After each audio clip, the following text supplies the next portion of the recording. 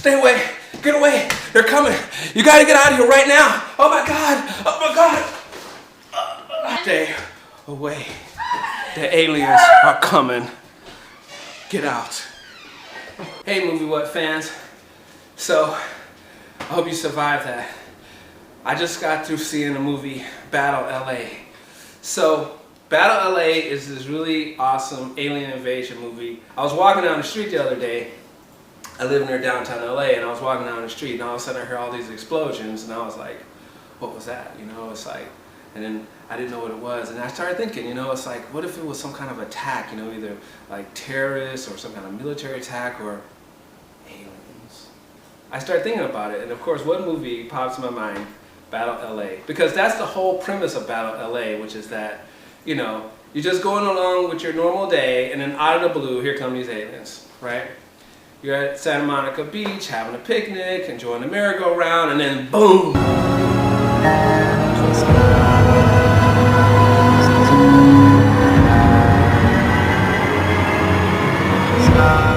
So, the interesting thing about this film is actually based on a real event that happened in World War II in 1942 in LA. There was a real Battle LA with real aliens.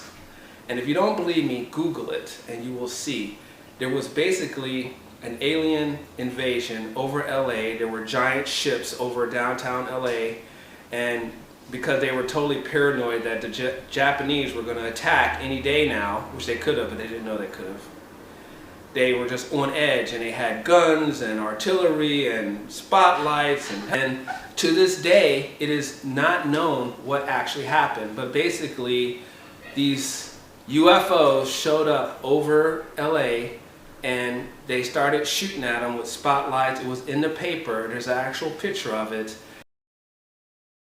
And, you know, I think the ships were there for a while. You know, they didn't know anything about UFOs back then, so they didn't know what the heck was going on. But they started shooting at it, and it was this big battle. I don't know if they hit any of the ships or whatever, but it happened. And it's one of those, like, Roswell type things where, you know, it's a big unknown. Did it happen or did it not happen? Anyway, the filmmakers kind of took that idea, brought it to present day LA, and, you know, it was like a realistic scenario of what would happen if aliens attacked the world. And it's all from the perspective of Los Angeles, and it's all from the perspective of these Marine units that, you know, because Camp Pendleton's not too far from here. You know, Camp Pendleton's a huge base. It's bigger than a city, and it's between LA and San Diego.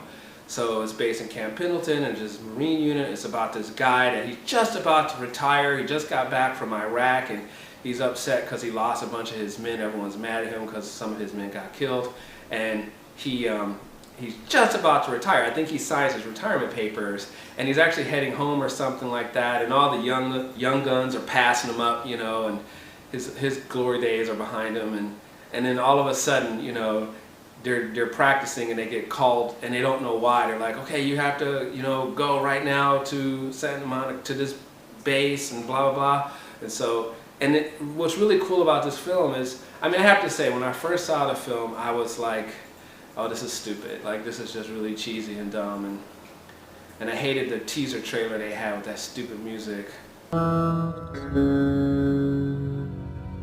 And you didn't love that. The thing is, you know, some movies grow on you, and when you look back at them years later, you see them from a completely different perspective, and this is one of those films. It's actually really good, okay?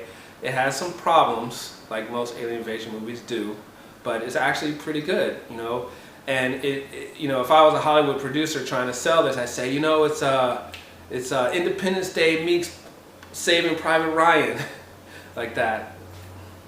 And that is kind of what it's like. So it's all from a point of view of a squad level military perspective, and it's about this small Marine unit with this guy, and they have to quickly go into the situation. They're supposed to go and rescue some civilians from a police station in Santa Monica, and the Air Force is going to bomb like everything from the 405 to the beach in an hour.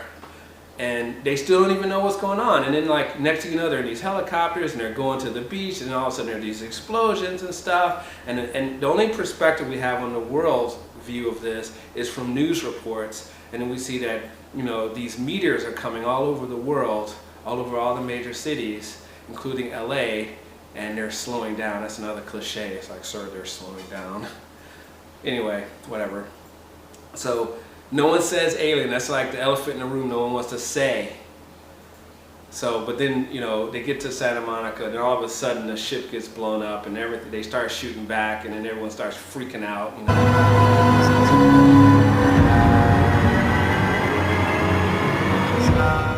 That's actually a really great scene. And being in LA, and just having been to Santa Monica the other day, it was really interesting to see this play out. So, you know, it's obvious the aliens are hostile, and so, you know, the whole point of the movie is they have to go rescue these civilians from the police station and get back before the Air Force bombs the whole area, which is supposed to, you know, destroy the aliens in that area. Suffice it to say, everything goes wrong.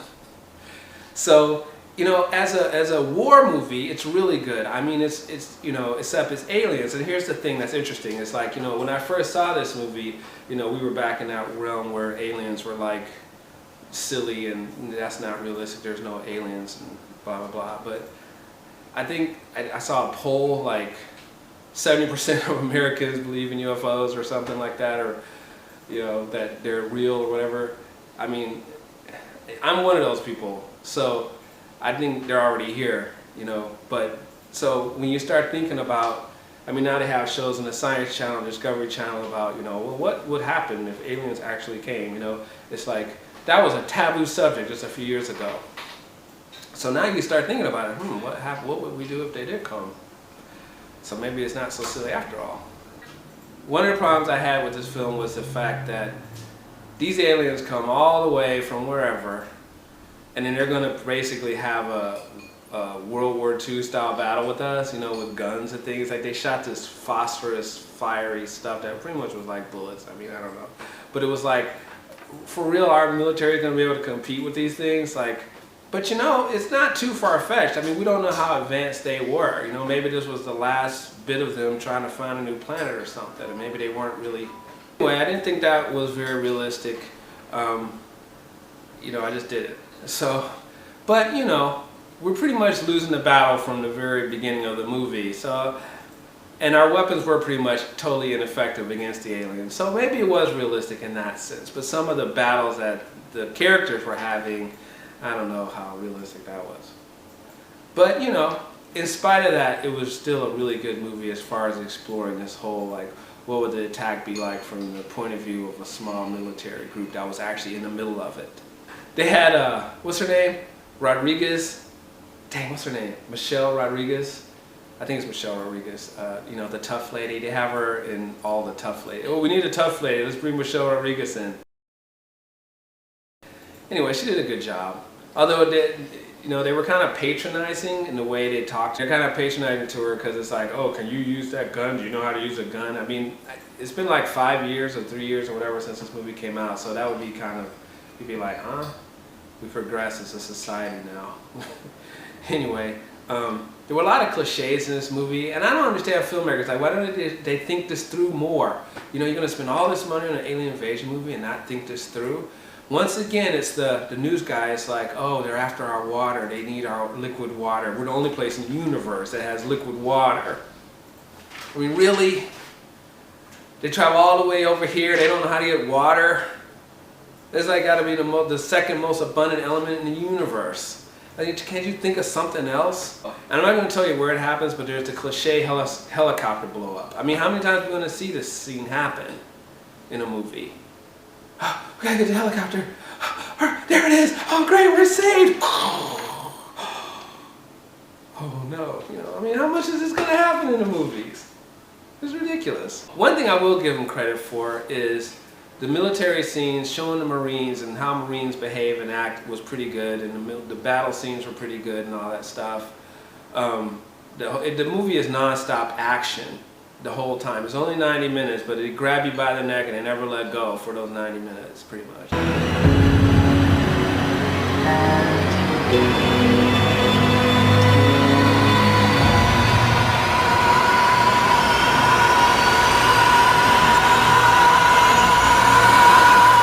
I mean, there's like one little pause in the middle, and it's pretty good. It's pretty good all around in that sense, you know, like being realistic, almost like a documentary. One thing I liked was the aliens. Of course, we have more octopus aliens. I mean, that must be, you know, the type of alien in the universe, octopus people. All these alien movies have octopus people. And of course, we have another variant of the octopus people, just like in Independence Day. They have tentacles and stuff like that.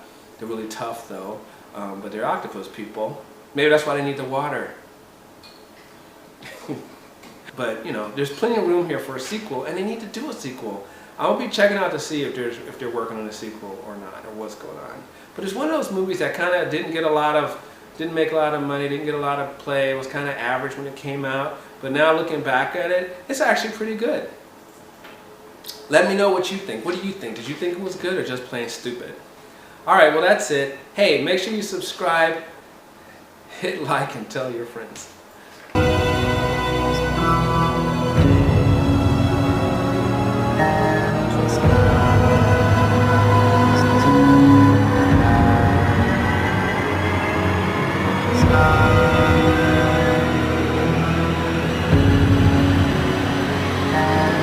Thank you.